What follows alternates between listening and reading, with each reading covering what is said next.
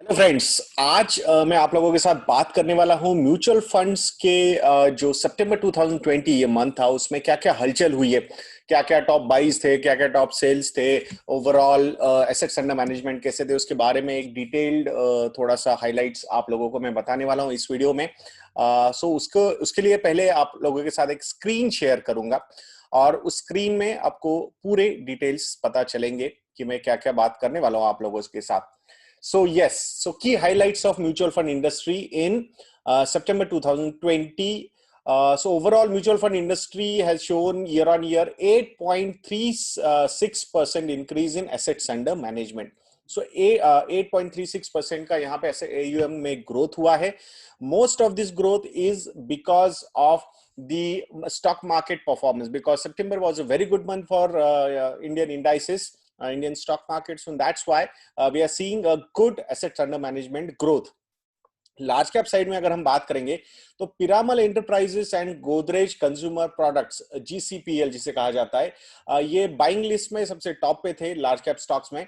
और अगर selling list में हम बात करेंगे तो भारतीय इंफ्राटेल एंड HDFC AMC, ये सबसे ज्यादा ये जो स्टॉक्स है वो सेल हुए हैं यहाँ पे।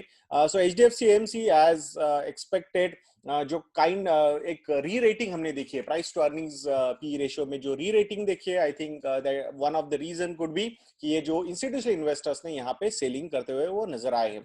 लास्ट मंथ हमने बहुत सारे आईपीओस भी देखे, जैसे कि रूट मोबाइल या फिर happiest minds technologies, angel broking, UTI AMC, camps वगैरह ये सारे हैं। तो यहाँ पे एक अच्छा खासा पार्टिसिपेशन जो है वो म्यूचुअल फंड्स की तरफ से हमने देखा है, जो इंस्टीट्यूशनल इन्वेस्टर्स जहाँ पे अराउंड 50% का मतलब कोटा होता है उनका, तो FIIs भी हो सकते हैं, DIIs भी हो सकते हैं, तो वहां पे ये म्यूचुअल फंड्स ने काफी ज्यादा बाइंग करते हुए वो नजर आए। ओवरऑल सेक्टरल पर्सपेक्टिव अगर हम देखेंगे तो फाइनेंशियल सेक्टर अभी भी सबका पसंदीदा सेक्टर है। सारे म्यूचुअल फंड हाउसेस में उनके टॉप होल्डिंग्स अगर आप देखोगे, I will not be surprise, between 30 to 35% of the holdings are with financial sectors, so one should not be surprised with that। जैसे कि बैंक्स हुए, स्पेसिफिकली प्राइवेट बैंक्स, NBFCs हुए हैं, एंड इंश्योरेंस कंपनीज हुए या फिर एसेट मैनेजमेंट कंपनीज हुए, इसमें ये सारी जो बिजनेसेस है उनको फाइनेंशियल सेक्टर के बिजनेसेस माना जाता है। तो SIP कंट्रीब्यूशन अगर हम देखेंगे, so last month also it fell down to 7,788 crore rupees. So एक कंसिस्टेंटली हमने SIP फ्लो में फॉल देखा है। This is the lowest since September 2018, मतलब 2 साल का अगेन लोएस्ट पॉइंट पे हम SIP के कंट्रीब्यूशन दिख रहे हैं। जिस तरीके से एक अवेयरनेस ज्यादा बढ़ रहा है, या फिर रॉबिनहुड इन्वेस्टर्स बहुत ज्यादा बढ़ते हुए नजर आ रहे हैं, the way this demat accounts का एक बहुत ज्यादा अकाउंट्स वहां पे ओपन हो रहे हैं। I think lot of influencers are there online जो इन्फ्लुएंस कर रहे लोगों को to open demat accounts. I think that is the reason यहाँ पे बहुत ज्यादा एलोकेशन डायरेक्ट स्टॉक्स में हो रहा है। और म्यूचुअल फंड्स में SIP स्पेसिफिकली लास्ट 2-3 साल के SIP के रिटर्न्स भी काफी डिसअपॉइंटिंग है। that could be another reason why people are going out of mutual funds or SIP route and they are going directly into stocks. I think a hard lesson can be learned through burning own fingers, so that's what we will see, because the history shows that. So let us see, अगर नहीं होता है तो अच्छा होगा ये।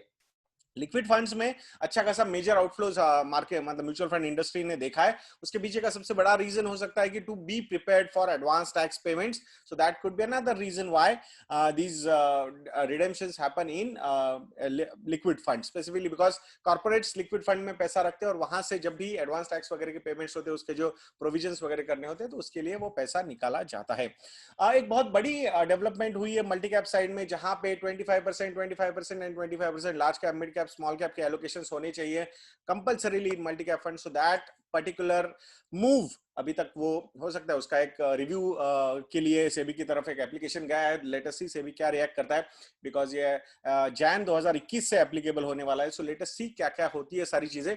But अगर जैसे कि सेबी ने बोला है कि भाई 25% रखना होगा लार्ज, मिड एंड स्मॉल में, तो फिर 71,000 करोड़ रुपीस तक के outflows हो सकते हैं from large cap side towards small and mid cap side। तो I think that is going to be an interesting phenomena।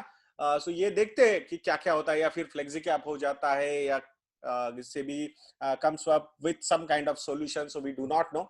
So I think we'll have to wait for some more time. So I hope कि आपको ये छोटा सा video भी अच्छा लगा होगा. ऐसे वीडियोस के लिए इस चैनल पे बने रहिए और वीडियो को लाइक करना, शेयर करना और सब्सक्राइब करना चैनल को बिल्कुल मत भूलिएगा. And if you people think कि हम एक अच्छा काम कर रहे हैं तो हमारी वेबसाइट investindia.in को विजिट कीजिएगा.